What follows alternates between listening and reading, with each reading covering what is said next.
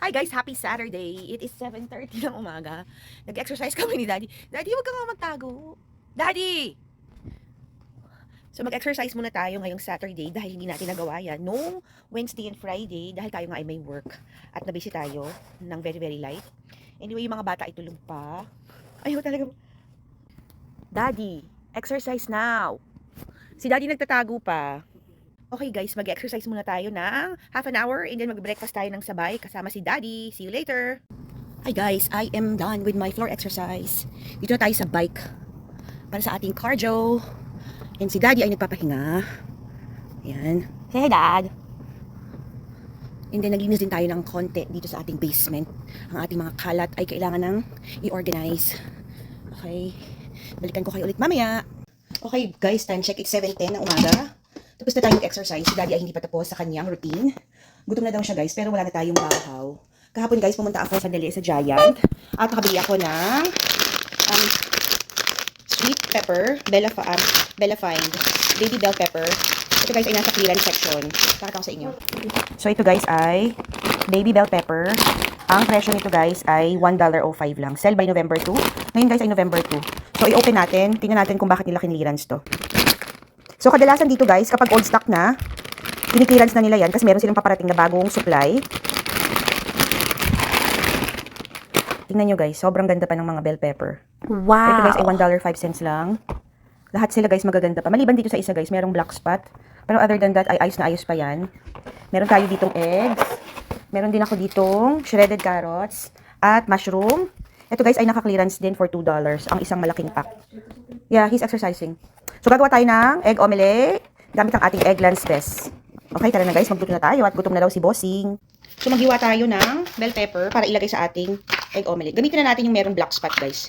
Yung loob naman ay ayos na ayos pa. Para tayo ay makakain din ng gulay. So, hiwain lang natin to ng maliliit. What you gonna eat? Just bread? Before you eat, do you mind opening the curtain please? Thank you. Did you sleep well? Gising na guys si Bunso. Hinahanap ang kanyang ama. So, pinabuksan na natin sa kanya ang curtain sa dining room. Medyo maaraw na kasi guys. Alam nyo na sa ating kagubatan, kailangan natin ng sunlight. Sinag ng araw para sa ating houseplant. So, hindi ko nadadamihan guys. Okay na to. And then, buksan natin ang ating mushroom. Kuha lang tayo ng 3 piraso na mushroom. Para ilagay natin sa ating omelette. Do you want white egg? Or are you good with the bread? You good with bread? Okay. I love you to anak. I love you mom daw. Kinikilig tayo. Malambing pa rin yung aking bunso. Kahit na yan ay binata na. Although ayaw na niya nagpapavideo. Pag talagang siya namang nagsabi guys na haharap siya sa camera. Hindi katulad ng mga nakaraan nating vlogs nung tayo ay nagsisimula pa lang. Nabibidyohan pa natin. Ngayon medyo nahihiya na sila guys. At kailangan nating irespeto yan. Dahil sila nga ay medyo shy na sa camera. At syempre nahihiya na rin sila na nakikita ang kanilang pagmumukha sa mundo ng Facebook world. So si mama lang ang makapalang mukha. Yung pamilya ko guys ay mahihain. Eh di wow show pa.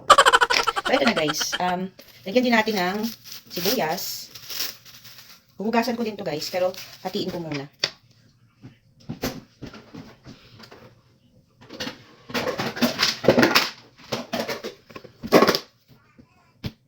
Lagyan natin yan sa ating strainer. Baliktad ba naman ito pagkatapos? Itong strainer na to guys, gustong gusto ko to. Kasi nako-fold. So, space saver siya. Ayan. And then, maghiwala tayo ng ating onion. Okay, tira lang guys. Kasi yung mga onions dito ay malalaki. So, hinahati ko lang yan. Minsan, kina-quarters ko rin guys kasi sobrang laki nga. Gasan ko lang to and then mag-beat na tayo ng egg. Okay guys, mag-crack na tayo ng eggs. Okay. Right?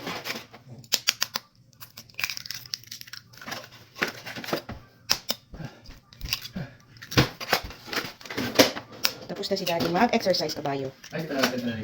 Kaya, lagyan din natin ng milk para creamy. So ito guys, lutuin muna natin ang ating mga gulay bago natin siya isahog sa ating omelette. So meron tayo ditong onion, mushroom, bell pepper, and nalagyan din natin ito ng carrots. Ayan guys, ating mushroom. Ay, ng carrots pala. So hati na kami ni Daddy dito. Okay na yan.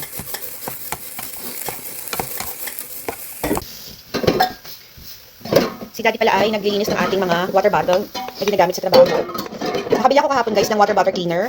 So binabad natin yan. Supposed to be 30 minutes lang. Pero nakalimutan namin linisin. So overnight na nakababad yung ating mga water bottle. Okay guys, sinango na natin yung yan na yung gulay guys. Naglagay lang tayo ng konting oil sa ating kawali. Ito ko na rin ipiprito guys para tipid sa hugas. Ito ay non-stick naman. So ito na ang ating eggs. Lalagyan din natin to ng cheese. Meron tayo ditong pepper jack. Medyo maanghang-anghang to. Perfect yan. Lalo gusto ni Daddy ng maanghang. Mamaya ako nalilipitin ng ating kitchen counter. Simulan na natin magluto. Lagyan natin yan. So, nilagay ko na ang ating mga gulay. And then, lagyan din natin ng ating cheese sa taas. So, lutuin lang natin to sa medium heat. Takpan natin para maluto yung itaas. Siyempre, habang nagluluto tayo, multitask din guys. Linisin na natin ang ating kitchen counter. So, mamaya magluluto tayo ng steak ni Bunso. Lalagyan natin ng gulay on the side. Mag-stir fry tayo ng mga baby bell pepper, mushroom, and carrots. Pwede ka niyo throw this, please. Throw this. Ay, basta basa yun. Ha? Basta. Hindi naman. Ayun, ano yung egg? Ito ba yan? Yeah, I have to like wipe it. No, hindi. Ito lang egg. This one, I think is from the milk. I-disinfect natin ang ating counter. So, ito na guys ang ating first omelette with veggies and cheese. Medyo basa-basa pa yung ibabaw. Takpan pa natin para maluto. And then, ito naman yung ating mga water bottle. So, nilinis na yan ni Tatay. Ito yung ginagamit natin for coffee. Tapos ito naman sa mga bata. So, nakakita ko kahapon guys ng panglinis ng water bottle. I mean, nililinis naman natin siya everyday. Pero meron tayong nakita ditong bottle cleaner tubs. Meron ditong 12 tablets to 369. So, meron tayong 8 pala dito na ginamit. So, meron pa ang natira. Ayan. Para ma-deep clean. Kasi guys, especially yung pag-makeup dumidikit din sa edges ng ating water bottle. So, ito yung kay Daddy. Dahil siya yung lagi-lagi nagbabaon. So, ayan, nilinis talaga ng naka-deep clean na. Okay, balikan na natin ang ating ulam or ang ating breakfast. Baliktarin ko lang to guys.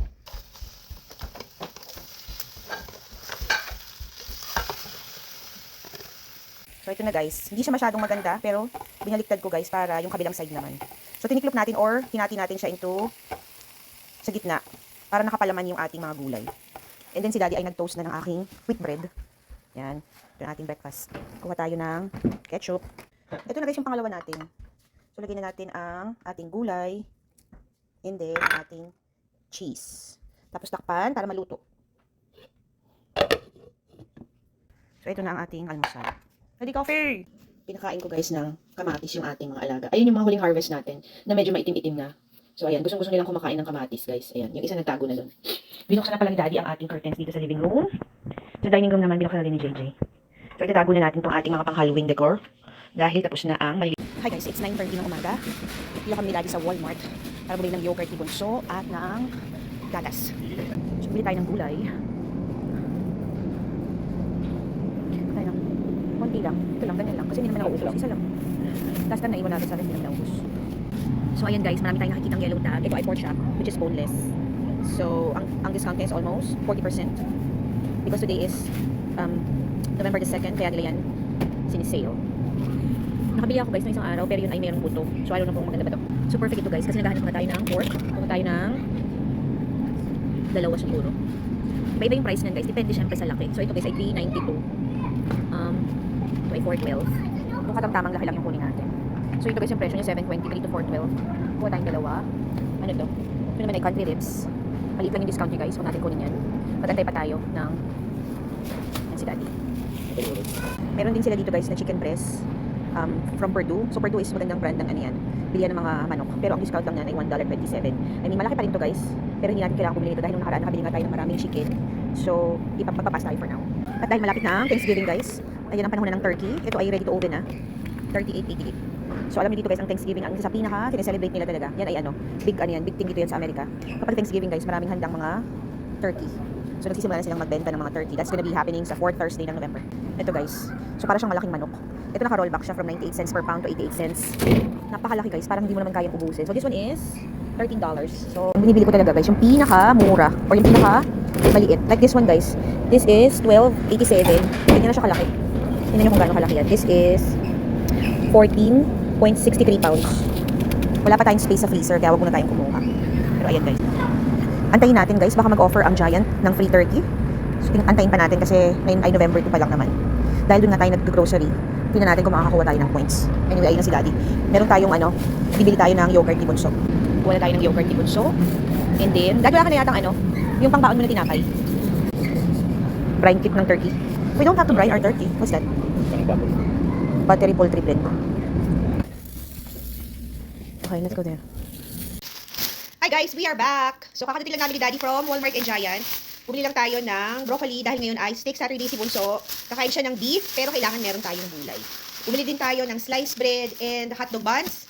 Yan ay from Artisano, not sponsored. Ito ang paborito ni Daddy tinapay. Kahapon guys, galing din ako ng Giant. Malapit doon sa bahay ng aking patient. Binilhan natin si Daddy ng Nathan's hotdog colossal. So yan ang paborito niyang kinakain sa gabi, yung kapag midnight snack. Hindi ko siya lagi pinapakain ng hotdog because of the preservatives. Pero paminsan-minsan is okay lang. So ibibili natin guys ay malaking Nathan's. That's why it's called colossal. And then, meron si Bunso ang pinapabili na yogurt, yung Twix na vanilla yogurt, pero naubusan na sila. So, mabilis lang tayo sa Giant. Binilhan ko lang siya ng 2 iced donut para sa kanyang snack. Dahil lagi siyang gutom at lagi naghahanap ng pagkain.